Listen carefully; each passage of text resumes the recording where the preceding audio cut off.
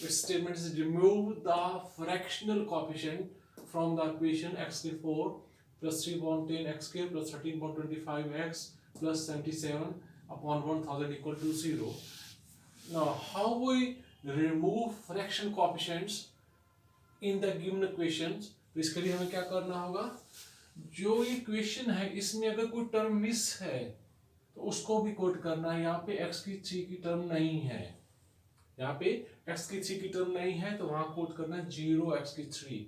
ये एक मल्टीपल है, मल्टीप्लायर है, तो आपने क्या करना होगा, यहाँ लिखना m की 0, m की 1, m की 2, m की 3, m की 4। इसको कंप्लीट करने के बाद कैसे करना होगा, जो सबसे पहली टर्म लीडिंग टर्म है उसको m की 0 से मल्टीप्लाई करना, नेक्स्ट को m की 1 से, फिर m की 2 से, m की 3 से और m की 4 से आपने मल्टीप्लाई करना है।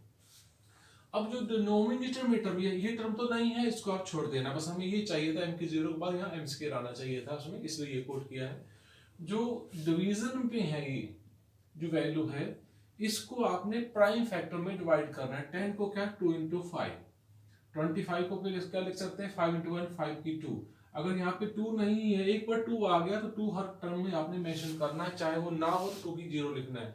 2 की 0, 5 की पावर 2, ये है 1000। 1000 को लिखो 10 इंटू 10 इंटू 10, और 10 को क्या लिख सकते हैं 2 इंटू 5, फिर नेक्स्ट 10 को 2 इंटू 5, 2 इंटू 5, तो ये बनता है 2 की 3 और 5 की 3 इक्वल टू 0।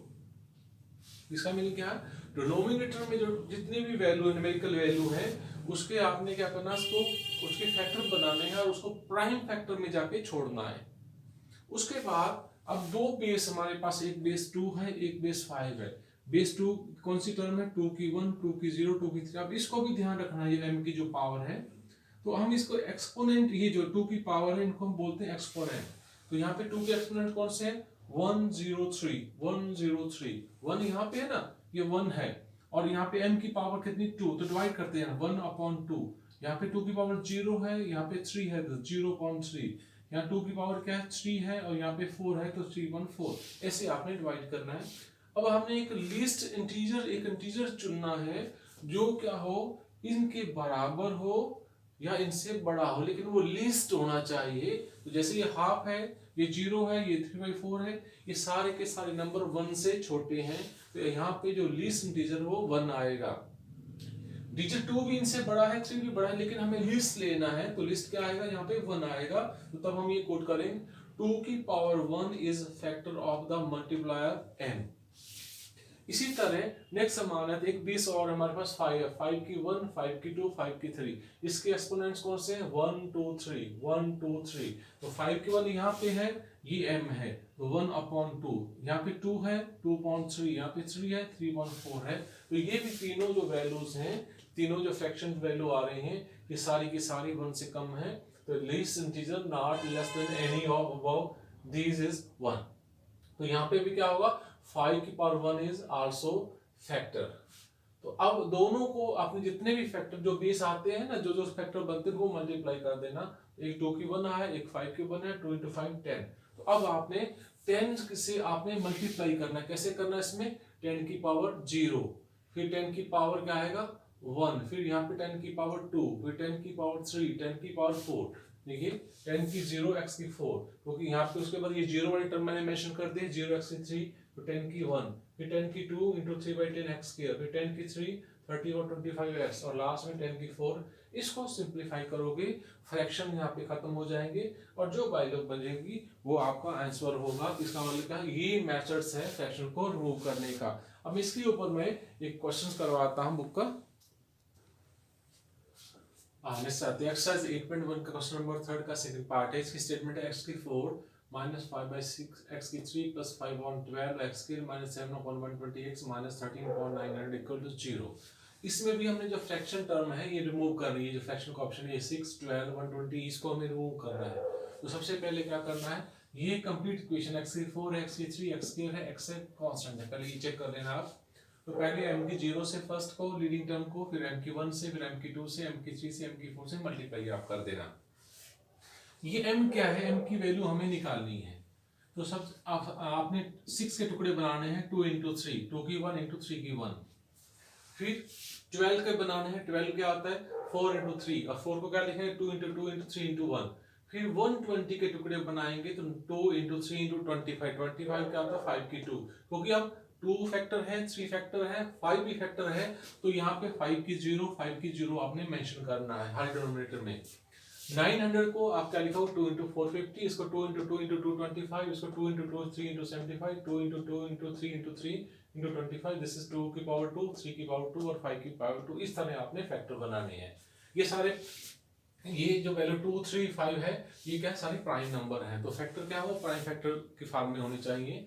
तो यहाँ पे देखना एक्सपोनेंट ले रहा है 2 का, 1 2 1, यहाँ पे 1, यहाँ पे 1 है, यहाँ पे 2 है, फिर 1 है या 2 है, 1 2 1 2, इसको डिवाइड करना है। ये 1 है, यहाँ पे m की पावर 1 है तो 1 अपॉन 1, ये 2 है, m की पावर भी 2 है, 2 अपॉन 2, ये 3, यहाँ पे 2 की पावर क्या है 1 है, या m की पावर 3 है 1/3, यहाँ पे 2 की पावर 2 है और m की पावर 4 है 2 की 4। तो इन सभी में हमें क्या करना है, इसको एक इंटीजर लेना है, ऐसा लेना है जो लिस्ट इंटीजर हो और इनसे बराबर या इनसे बड़ा हो। तो यहाँ पे 1/1 1 होता है, 2/2 1 होता है, 1/3 1/2, इसका मतलब क्या हो 1 यहाँ पे इंटीजर होगा, तो आपने क्या कहा 2 की पावर 1, ये एक फैक्टर बनेगा। उसी तरह आप 3 वाले केस पे आना है, 3 की पावर 1 है, यहाँ पे 3 की पावर 1 है, यहाँ पे भी 3 की पावर 1 है, यहाँ 3 की पावर 2 है, और इसके एक्सपोनेंट क्या है 1 1 1 2 है। उसी तरह आपने m की पावर से डिवाइड करना है, ये 1/1 है, ये 1/2 है, ये 1/3 है और ये 2/4 है। तो इससे भी क्या होगा, जो लिस्ट इंटीजर 1 आएगा, इसका मतलब इसका भी जो फैक्टर बनेगा वो 3 की पावर 1 होगा। सेम केस में हमने 5 वाले एक्सपोनेंट लेने हैं, उनको आपने कॉरस्पॉन्डिंग m की पावर से डिवाइड कर देना, और यहाँ पे भी जो लिस्ट इंटीजर आएगा वो क्या हमारे पास आएगा 1 आएगा। तो 3 फैक्टर्स आए, तीनों को मल्टीप्लाई कर देना, 2 इंटू 3 इंटू 5, तो इतना है 30।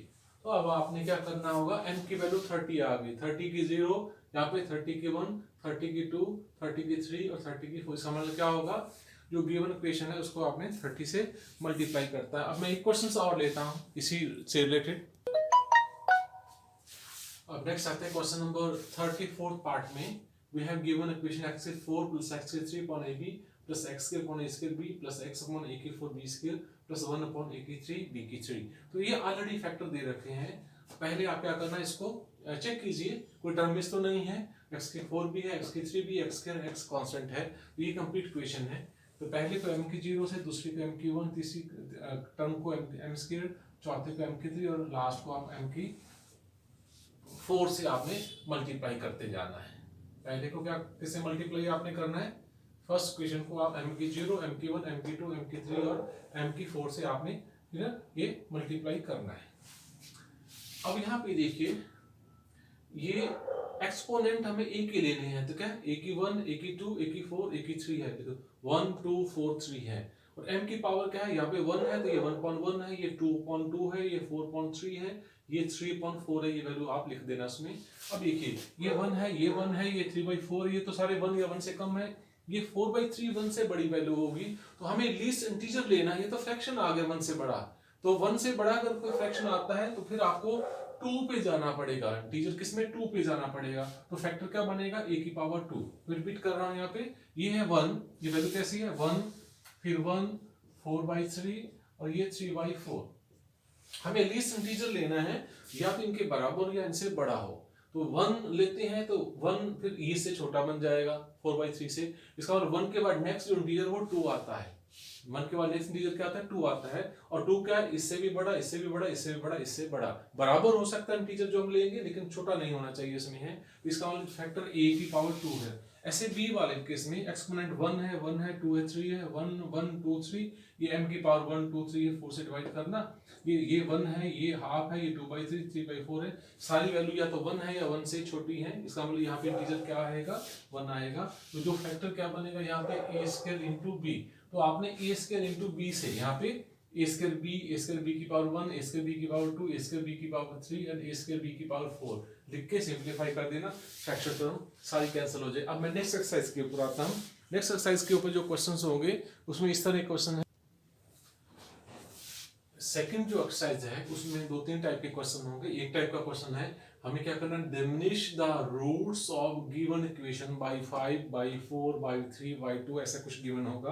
तो कैसे करना है, जिससे हमें डिमिनिश करना है तो सिंथेटिक डिवीजन से आपने क्या करना है, इस इक्वेशन को उससे डिवाइड करना है। तो यहाँ पे देखिए x की 5 के बाद x की 4 की टर्म नहीं है, एक्स की 3 के बाद एक्स की 2 की टर्म नहीं है, तो यहाँ पे इसके कोएफिशिएंट लिखना 2, ये टर्म नहीं है 0, ये टर्म है, इसके कोएफिशिएंट क्या -1 है, एक्स के नहीं है 0, एक्स के कोएफिशिएंट 10 है -8।